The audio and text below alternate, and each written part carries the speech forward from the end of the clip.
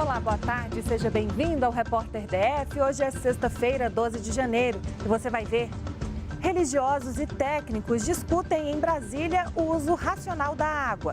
Além de religiosos, o encontro reúne professores, cientistas e políticos. O assunto é sempre a água. Uma troca de experiências e de opiniões, que antecede o maior evento sobre água do mundo.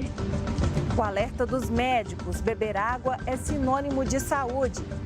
Meninos do Brasil embarcam para experiência diplomática nos Estados Unidos. E os americanos são orientados a evitar o perigo de cidades do DF. Essas e outras notícias agora no Repórter DF.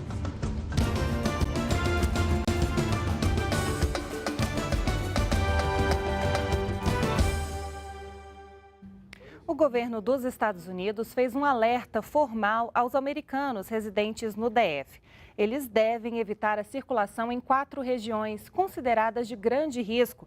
Os detalhes dessa notícia com o Tiago Bittencourt. Boa tarde, Tiago. Boa tarde, Carol. Pois é, o governo emitiu uma nota recomendando aos cidadãos americanos que não visitem 4 regiões do DF: Ceilândia, Paranoá, São Sebastião e Santa Maria. Esse documento fez este alerta por considerar que estas são áreas de alta criminalidade. Inclusive, funcionários do governo dos Estados Unidos estão vetados, não têm permissão de visitarem estas áreas de 6 da noite às 6 da manhã. E o GDF, que comemorou a redução da criminalidade, dos índices de criminalidade em 2017, rechaçou essa manifestação do governo americano. E em nota se manifestou desta forma, abre aspas: a realidade da segurança das 4 cidades citadas não pode ser comparada com outras localidades violentas no Brasil e no exterior. Nelas vivem cerca de 600 mil habitantes que trabalham, estudam e convivem numa situação de absoluta normalidade.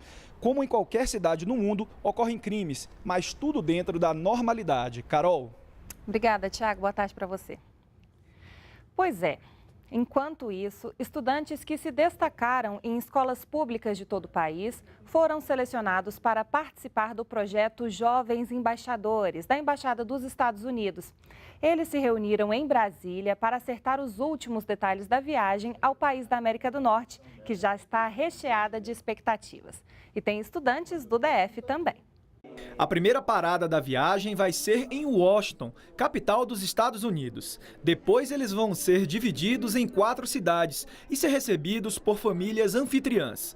Por lá vão encontrar autoridades do governo americano, líderes comunitários, conhecer escolas e projetos sociais. De 23 mil candidatos de todo o Brasil, 50 foram selecionados. O que eles têm em comum? A expectativa de descobrir um mundo novo e voltar com conhecimento para usar nas suas comunidades. Dentre os selecionados, conversamos com Maria Clara, do Paranoá, e João Gabriel, do Guará.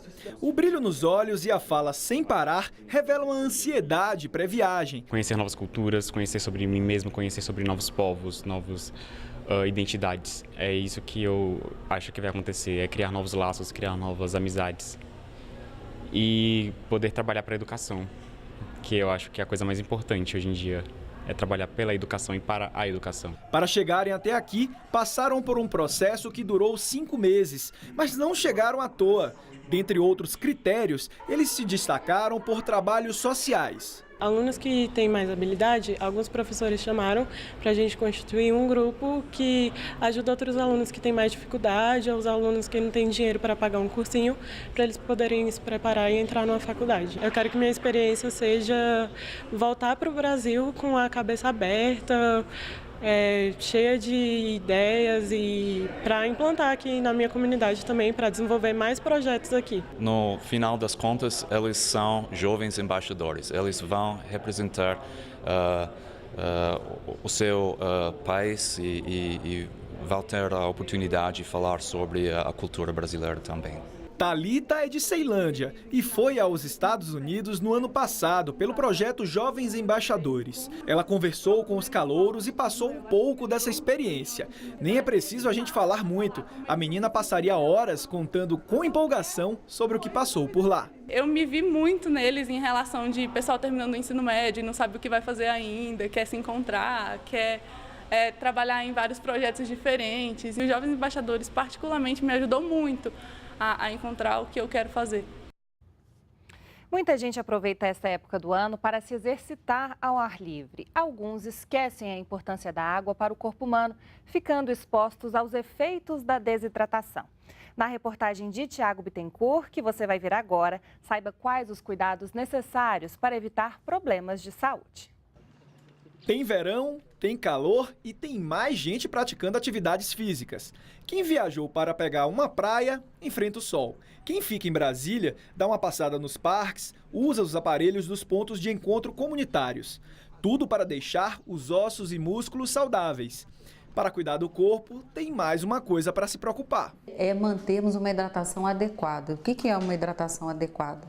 É você, baseado no seu peso, mais ou menos estimar em torno de 30 ml por quilo. Então, se você pesa 50 quilos, você deveria ingerir no mínimo 1,5 litro nas 24 horas. Aqui no Parque da Cidade sempre dá para ver gente correndo ou andando de um lado para o outro. Mas será que esse povo que vem para cá suar está consumindo água suficiente durante o exercício? Consumo. Eu bebo aqui nos bebedouros do parque, né? E também tomo água de coco ao final. Tem que beber, senão a coisa não funciona. Consumo muita água. Eu normalmente só em água eu consumo 3 litros ao dia. O consumo de água é muito importante, né? Durante a atividade física. Após 45 minutos de atividade física contínua, é interessante que nós possamos a beber ali de 300 a 600 ml de água, né? Quer saber se o seu consumo de água está adequado? Quando for ao banheiro, observe a cor da sua urina. Se ela estiver bem escurecida, você está bebendo pouca água. Se estiver mais transparente, muita. É preciso ajustar a quantidade para os rins funcionarem bem, mas para evitar um cálculo renal, precisa de outros cuidados. Em geral, seria a hidratação, como a gente ponderou, de tal forma que a pessoa urine 2 litros ao dia, não ter uma ingesta abusiva de sal. Isso é para toda a população, na verdade, né? O ideal é que, para você ter uma ideia, no Brasil a gente ingere em torno de 12 gramas de sal por dia, quando a Organização Mundial de Saúde aconselha que seja em torno de 5 gramas ao dia. Então, tudo isso, aumentar o líquido, diminuir o sal, não abusar da carne vermelha, dos refrigerantes, né? Então, acho que de uma maneira geral, grosseiramente, eu acho que isso já dá uma boa orientação. E quanto de água consumir? Dá para ter uma ideia fazendo uma continha. A cada quilo que você pesar, 30 ml de água. Se você pesa 50 quilos, 1,5 litro de água. Se pesa 100, 3 litros. Só não pode esquecer de beber água. Ou você coloca uma jarra, você tem que ver o seu jeito que se adequa melhor a você, de tal forma que nas 24 horas, é lógico também, a gente tem que ter bom senso. O ideal seria que à noite também você ficasse tomando água, mas aí você não dorme, você vai ter outro problema. Então, assim, pelo menos até a hora de deitar, você ter cumprido a sua missão dos seus 2 litros e tal, e para não acontecer de ter um outro problema e parar num pronto-socorro com uma cólica renal. E nós vamos acompanhar ao vivo, com auxílio das câmeras do DR, como está o trânsito na cidade. Na tela, vemos imagens da Épia Norte, próximo ao Balão do Torto. A gente não está conseguindo ver bem o trânsito, mas temos informações que lá está tudo tranquilo. E a seguir, você vai saber se religião e o uso racional da água são temas que têm algo em comum. Não saia daí, a gente volta já.